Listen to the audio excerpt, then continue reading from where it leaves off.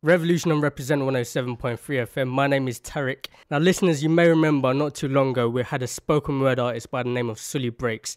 Came down, dropped a live session, and a lot of you were excited about that. I was excited this morning when I opened up a package, had no idea what it was.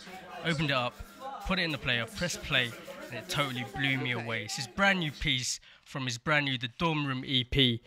I'm going to have to let spoken word do what it does best and let it speak for itself. Brand new Sulibreezy.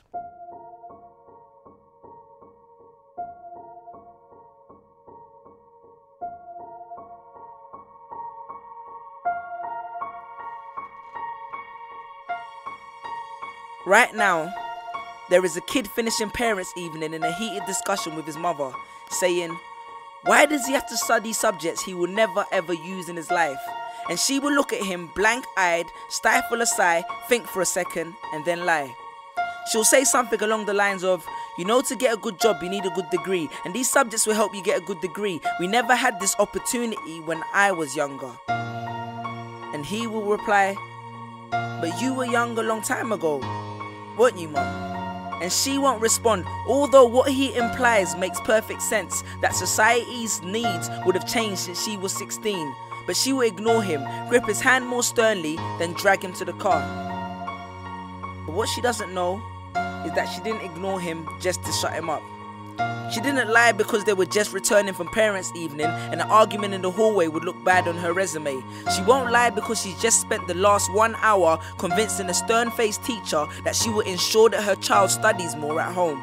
No, she will lie simply because she does not know any better herself. Although her whole adult life she has never used or applied Pythagoras' theorem, pathetic fallacy, and still does not know the value of x, she will rely on society to tell her that her child, who has one of the sharpest minds in the school, is hyperactive, unfocused, easily distracted, and wayward. Students, how many equations, subjects, and dates did you memorize just before an exam never to use again? How many A grades did you get which were never asked for when you applied for a job? How many times have you remembered something 5 minutes just after the teacher said stop writing, only to receive your results 1 month later to realize that you were only 1 mark short of the top grade? Does that mean remembering 5 minutes earlier would have made you more qualified for a particular job? Well, on the application form it would have.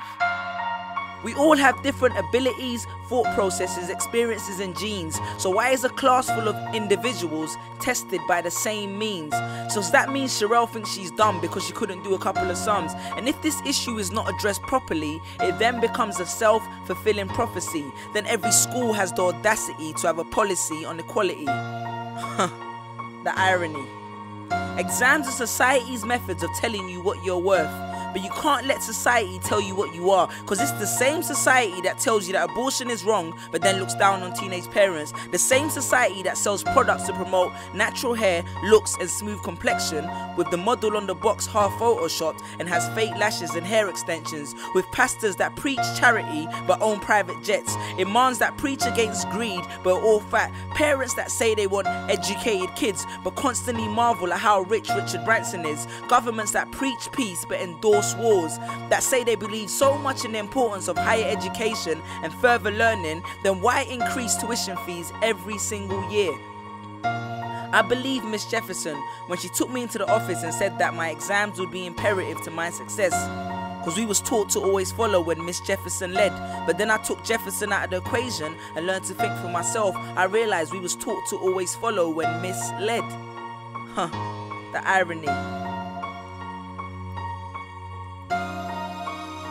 Test us with tests, but the finals are never final, because they never prepare us for the biggest test, which is survival. And what I suggest is fairly outlandish, so I do not expect everyone to understand this, except for the kids who knows what it feels like to be worth no more than that D or that A that you get on results day, and the ones whose best stories were never good enough for the English teacher, because apparently you missed out key literal techniques, did not follow the class plan, and the language was too informal for him to understand. But then he'd reference Hamlet and Macbeth, and you'd fight the urge to express your contempt by partially clenching your fist with only your medius finger left protruding in the middle of your hand, and then asks if he was aware that Shakespeare was known as the innovator of slang, or the kid at the back of the class who thinks, why am I studying something that doesn't fuel my drive? But then when confronted with a maths problem, his eyes come alive. So this one is for my generation, the ones who found what they were looking for on Google, the ones who followed their dreams on Twitter, pictured their future on Instagram, accepted destiny on Facebook. This one's for my failures and my dropouts, for my unemployed graduates, my shop assistants, cleaners and cashiers with bigger dreams,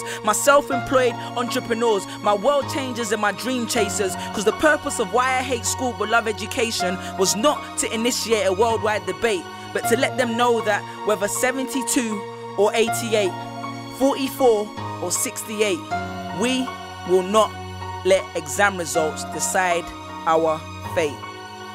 Peace. Just these pictures on my phone, sitting all alone, visualizing home. And all my friends were just these pictures on my phone, pictures on my phone.